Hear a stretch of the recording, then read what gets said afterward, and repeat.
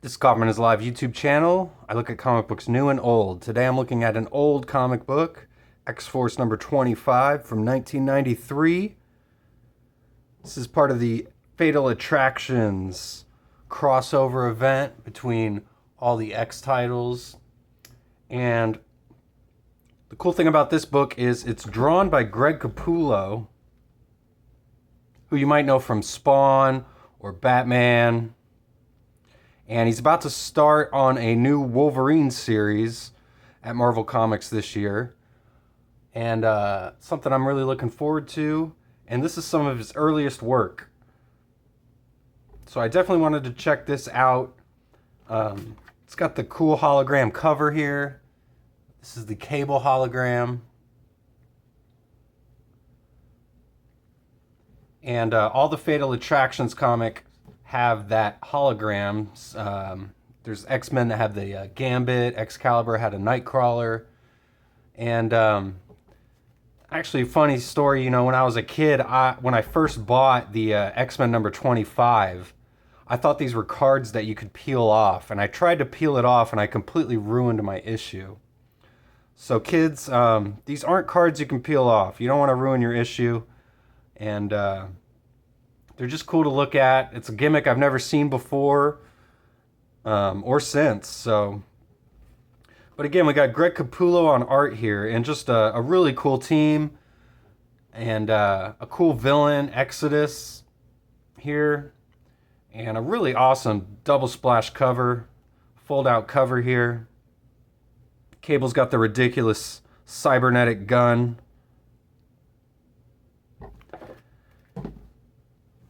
We'll get into the issue a little bit here. I remember Meteor Man. They made a comic book out of Meteor Man, and I bought that as soon as it came out by Marvel. I wish I still had it. Did you ever see Meteor Man? Anybody? Let me know in the comments. But anyway, we'll get into X-Force here. This is the Fatal Attractions crossover, like I said. And what a lot of people don't realize, they always remember the Wolverine getting his adamantium pulled out of his skin by Magneto. But we actually see the same thing happen to Cable in this issue, as Magneto completely ravages him and just rips the cybernetics out of his body at the end of this issue. So we'll get to that. Really nice opening here. We got Cable he's in the rocks here up above. X-Force is down here, figuring out their plans here. And they're getting ambushed. Warpath gets shot down. Siren gets knocked over here. Sunspot and Richter, they've split off. They're going in a different path. They get stopped by gas. We see a nice silhouette of who this could possibly be. I think we know it's Mr. Cable. So, really great detail here by Greg Capullo. This is some of his earliest works. And this is the first time I had ever heard about him. And he took over from Rob Liefeld here on X-Force. And immediately you kind of see that Liefeld sort of influence, but Capullo can just draw a lot better. Much better proportions, way more expressive faces, different faces on everybody. But he's got kind of the weird panel layouts like Liefeld. Like this kind of reminds me of a Liefeld layout. How he's breaking borders here, and there's just like a door and he's getting shot out of with no background. That's an artistic choice that I appreciate that here. It looks pretty cool.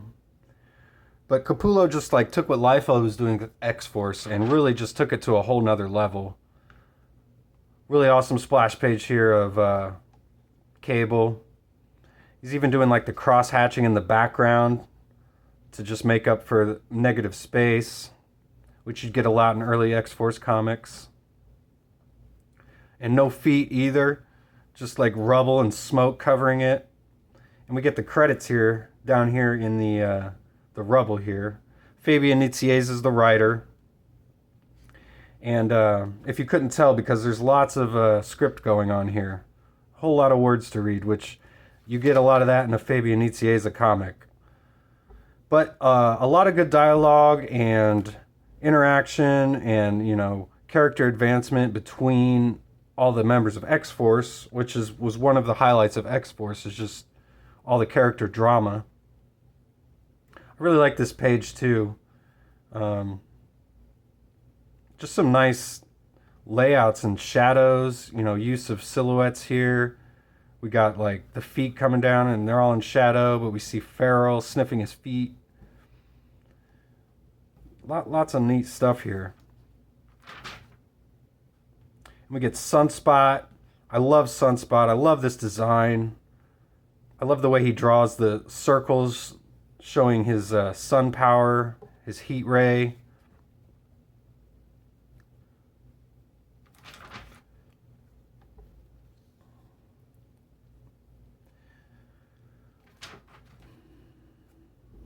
Again, just really nicely laid out panels and storytelling going on here.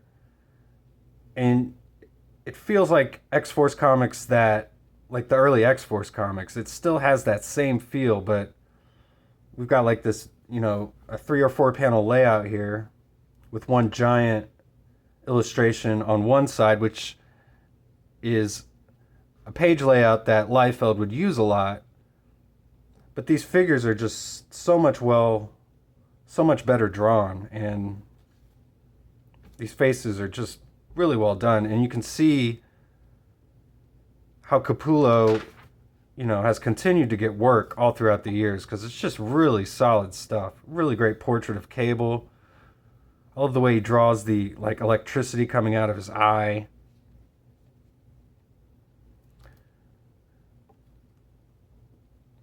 This is Cable basically explaining that he's Nathan Dayspring. He's explaining his ties to Apocalypse, how he's been lost in the timeline. He's fighting against Apocalypse, explaining his whole origin here. So you get a lot of story in this comic. Exodus shows up, and he's not here to fight. He's just here to take Sam and Richter, because they're seen as the most powerful mutants on X-Force. And eventually we'd learn, that Sam is an Eternal, can't even die. And Richter, of course, becomes one of the 4 Horsemen, and it's just a very OP'd character for sure. But Exodus is an awesome villain here.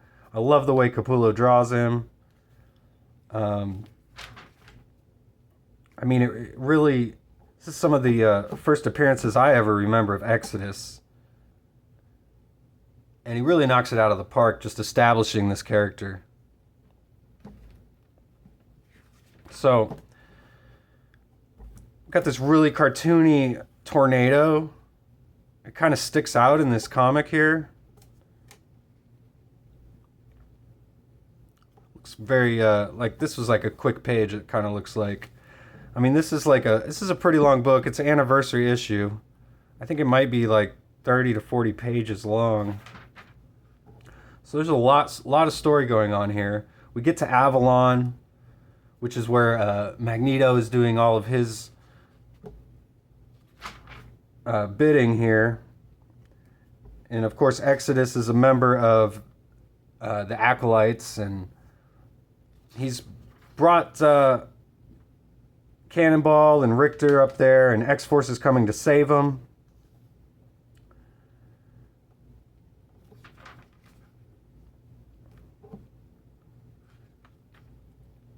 Some really great action panels here.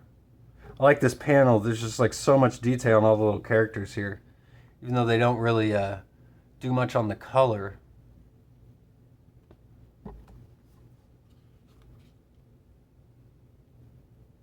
I like this a lot too.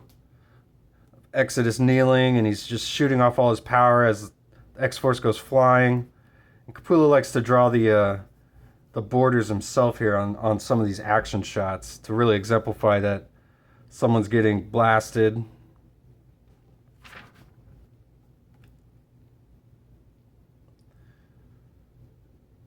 This is really cool as all this rubble just comes tumbling down. Got Siren up here. Warpath, he's about to get crushed. He punches Exodus. It's a really nicely drawn panel here too.